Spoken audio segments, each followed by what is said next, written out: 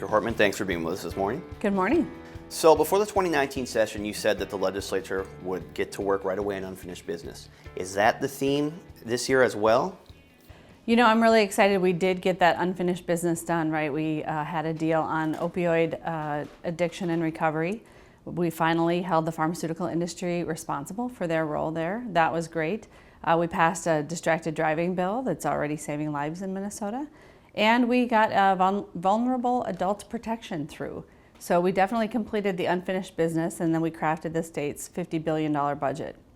I think there are definitely some pieces of unfinished business from the 2019 session that we'll take a look at in 2020.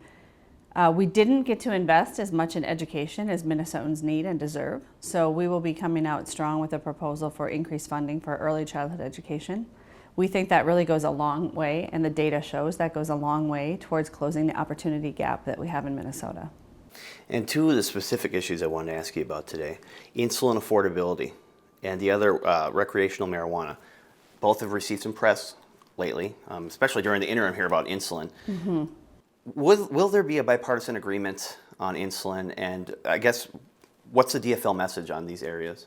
Yeah, we have come to the middle on insulin, and we are waiting for the Senate Republicans to join us here at the middle position. What they have been contending for months is that the state of Minnesota taxpayers have to participate in helping to make insulin affordable to Minnesotans who can't afford it and need it on an emergency basis and on a longer term basis. The DFL had been resisting and saying, hey, this is a problem caused by the pharmaceutical industry. They are profiting immensely off their sales of insulin. The cost of manufacture is low. The sales price is very high, inexcusably, unjustifiably high. And we had been contending for months that the pharmaceutical industry should bear the full cost of this program. Now we have conceded that the state will pay the stand-up cost to get a program operating. We need Republicans to come forward and say, okay, like in opioids, we will hold the pharmaceutical industry accountable for a problem that they have created. And recreational marijuana, is that something, any comment there? Well, the majority leader has done a considerable amount of work on adult use cannabis. And as he has had these 15 hearings across the state, the use of language is really important here. And he talks about adult use cannabis, not recreational use of marijuana. Sure. Because one of the things that he has seen at the hearings is that the members of the public who've come forward tend to be older. There are veterans with PTSD who can't afford to get into the medical marijuana program that we have already in the state. There are older people with inflammatory issues that can't afford to get into our current medical cannabis system. And so when we talk about adult use cannabis as an opportunity for Minnesota, we're looking at really a myriad of issues that include criminal justice disparities, huge racial disparities in the criminal justice system, many of which are accountable to our, which arise from our enforcement of our drug laws. And we're looking at the health impacts and what people put in the place of marijuana if they don't have access to that. So we used to have prohibition on alcohol. Now we have prohibition on marijuana, and what that creates is a black market, and people substitute with other products. So we've seen this spike in opioids. And for some people with anxiety, depression, chronic pain, cannabis may be a safer alternative than opioids. Legislators returning to St. Paul with a projected $1.3 billion budget surplus. House Majority Leader Ryan Winkler did urge caution, though, saying that because the budget forecast doesn't figure in inflation into its conclusion, the surplus might not be what it seems. How do you feel about it? It's really important to distinguish between one-time surplus revenue and ongoing revenue. So we have Republicans saying, oh, let's use the surplus for transportation. You know, they had failed to do their job completely last year on transportation finance. The governor and I stepped forward with a funding proposal. The Republicans said no, they need to come forward with something. But using the surplus is not really an option, because it's like, imagine your kid got a $1,300 bonus at work. You would not say, okay, now you can commit to rent that's $600 higher a month. And that's essentially what Republicans are contending on transportation. We have a $1.3 billion surplus. A very small amount of that is ongoing into the future.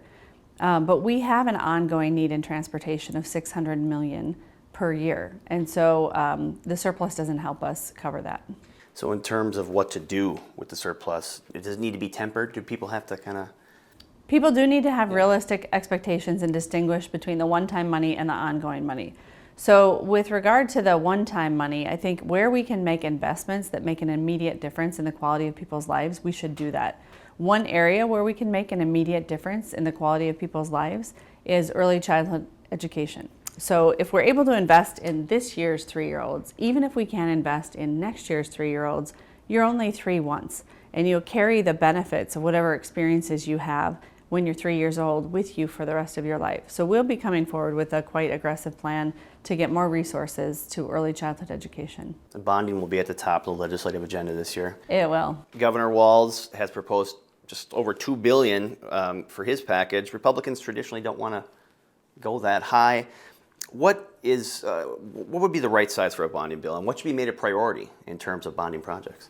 Well, I think the Minority Leader Kurt Daudt has made some good points on this topic. It's not so much the number, it's what's in the bill and how important are those things that are in the bill for Minnesota. So Chair Murphy will work with Representative Erdahl in a bipartisan way to put together the best bill she possibly can. In terms of the size, we will look at the state's debt guidelines.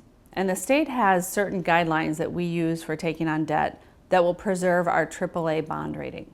So what we should do in this session is pass the biggest responsible bonding bill that we can. So responsible in that we preserve our state's AAA bond rating. And the biggest we can while being responsible, because we know there's a lot of need out there. We also know interest rates are low. Construction cost inflation index is high. And we might have a recession on the horizon. So the state can do a lot to stimulate job growth through the bonding bill. And do you have any comment on the special election results from last night? Yeah, I think there were really no surprises. Both of the seats remained in the party control of their predecessors, and we're looking forward to meeting Representative-elect Sidney Jordan and Representative-elect Paul Novotny, and we will look forward to swearing them in on the first day of session. Okay, and then just finally, 2020 is election year. What is the message the House DFL caucus would like to tell Minnesotans ahead of the election? I know it's a little ways out still, but what's the message to voters? Well, we continue our work to build a Minnesota that works better for everyone. And that means world-class schools, affordable and accessible healthcare, and economic security for all families. Beyond that, Minnesotans have asked for safe and inclusive communities. And what they mean by that is, please take action on gun violence prevention, and please take action on the climate, because clearly things are changing, and we have a responsibility to act.